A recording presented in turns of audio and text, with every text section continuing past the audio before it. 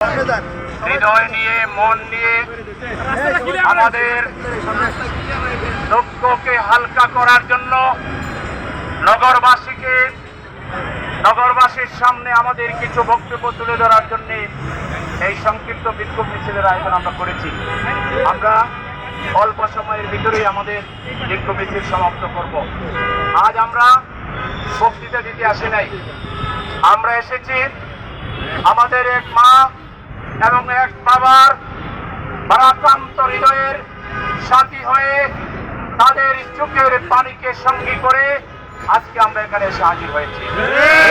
সংগ্রামী উত্তরাবাসী, নগরবাসী, আপনারা গত 19 তারিখে পল্লবীতে যে লোমহর্ষক পৈশাচিক কর্মকাণ্ড ঘটেছে, একটি মেয়ে আমাদের একটি ফুলের পাপড়ি সকালে স্কুলে যাওয়ার জন্য যখন দৌড়াদৌড়ি করছিল, বড় বোন স্কুলে নিয়ে যাবে, মা সন্তানকে খুঁজতেছে সাজাইয়ে দেওয়ার জন্য, রেডি করে দেওয়ার জন্য, কিন্তু সন্তানকে খুঁজে পায় না।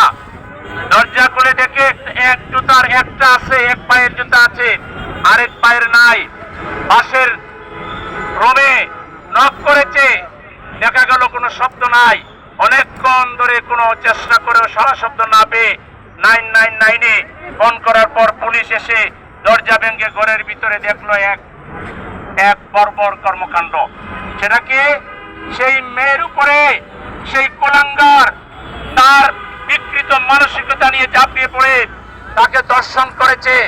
এখানে শেষ নয়, দর্শনের চিহ্ন যাতে না থাকে, ওকে গলা কেটেছে, হাত কেটেছে, বাথরুমে নিয়ে তাকে হত্যা করে তার বিছানার নিচে তাকে রেখে জানালা দিয়ে পালিয়ে চলে গেছে। খুনিকে গ্রেফতার করা হয়েছে। আমরা তাতে এটুকু আশ্বস্ত হলাম যে খুনি পালাতে পারে নাই, কিন্তু এই গ্রেফতার পর্যন্ত দায়িত্ব পালন করলে শেষ হবে না।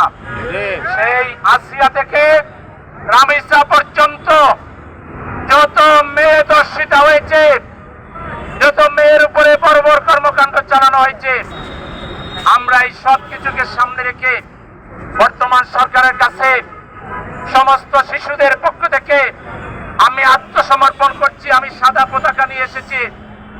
আল্লাহর দোহাই লাগে, আপনারা আমাদেরকে মারেন, আমাদের উপরে যা খুশি করেন, জিনিসপত্রের দাম বাড়ান, কোনো অসুবিধা নাই, কিন্তু আপনারা শিশু হত্যাকাণ্ড বন্ধের জন্য মাননীয় প্রধানমন্ত্রী আপনি জাতির উদ্দেশ্যে ভাষণ দিয়ে আপনার আইন শৃঙ্খলা বাহিনী, প্রয়োজনে সেনাবাহিনীকে নামান, দর্শকদেরকে একদিনেই সম্ভব এদের বংশশুদ্ধ উজাড় করে কারাগারে ঢুকিয়ে এদের শাস্তি যদি আপনারা ফাঁসি নিশ্চিত করতে পারেন, একদিনের কর্মকাণ্ডে, এক সপ্তাহের কর্মকাণ্ডে বাংলাদেশ থেকে এই লজ্জা বিদায় নেবে।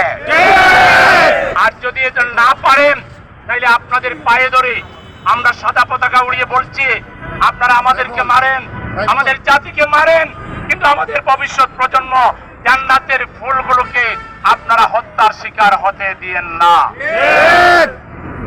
না, আপনাদের কাছে আমরা আত্মসমর্পণ করব না। আমরা পতাকা ছেড়ে দিলাম। আমরা দাবি জানাচ্ছি, আগামী 48 ঘন্টার ভিতরে প্রধানমন্ত্রী কিংবা স্বরাষ্ট্রমন্ত্রীর পক্ষ থেকে আসিয়া থেকে রামেসা পর্যন্ত আপনারা আমাদের এই শিশু সন্তানগুলোর ব্যাপারে কি পদক্ষেপ নেবেন, সুস্পষ্ট বক্তব্য আপনারা প্রদান করুন এবং বিশেষ ট্রাইব্যুনাল গঠন করে অতি অল্প সময়ের ভিতরে ওই খুনিদেরকে বিচারের মুখোমুখি করুন। আর না হলে আমরা বলে যাচ্ছি, আমাদের শিশুদের জীবন রক্ষায়, তাদের মা বাবার সম্মান রক্ষায়, দেশের স্বাধীনতা সার্বভৌমত্ব রক্ষায় জুলাইয়ে আবাল বৃদ্ধ বনিতা আমরা যেভাবে নেমেছিলাম, তার চাইতে বড় জুলাই দর্শকদের বিরুদ্ধে, চাঁদাবাজদের বিরুদ্ধে, যারা দেশ শাসন করতে পারে না, মানুষের ইজ্জত দিতে পারে না, মানুষের সম্মান রক্ষা করতে পারে না, আইন শৃঙ্খলা রক্ষা করতে পারে না, তাদের বিরুদ্ধে, চাঁদাবাজদের বিরুদ্ধে যদি আরেকটা জুলাইয়ের ডাক দেওয়া হয়, আপনারা জনগণকে সাথে নিয়ে রাস্তায় নামতে পারবেন? সবাইকে প্রস্তুত থাকার উদাত্ত আহ্বান জানিয়ে আবারও সরকারকে এই বিষয়টা হালকাভাবে না নিয়ে দ্রুততম সময়ের ভিতরে কার্যকরী পদক্ষেপ নেওয়ার যত আহ্বান জানিয়ে আমার ওই মাকে বাবাকে আপনারা বিচার বিভাগের উপর আস্থা হারিয়ে ফেলেছেন, এটা সঙ্গত কারণেই করেছেন। আমরা আপনাদেরকে আশ্বাস দিচ্ছি, বাংলাদেশের বিচার, বাংলাদেশের সরকার যদি আপনাদের কার্যকরী আপনাদের সন্তানের হত্যার বিচার করতে না পারে, আমরা জনগণ আরেকটা বিপ্লবের মাধ্যমে আপনাদের সেই স্বপ্ন আমরা পূরণ করবো ইনশাআল্লাহ। সবাইকে ধন্যবাদ জানিয়ে, সহযোগিতার জন্য আন্তরিক মোবারকবাদ জানিয়ে আজকের এই তাৎক্ষণিক বিক্ষোভ মিছিল এখানেই সমাপ্ত ঘোষণা করছি। আল্লাহ হাফেজ। বাংলাদেশ জিন্দাবাদ, বাংলাদেশ জামাত ইসলামী জিন্দাবাদ। আপনারা এমন ভাবে যাবেন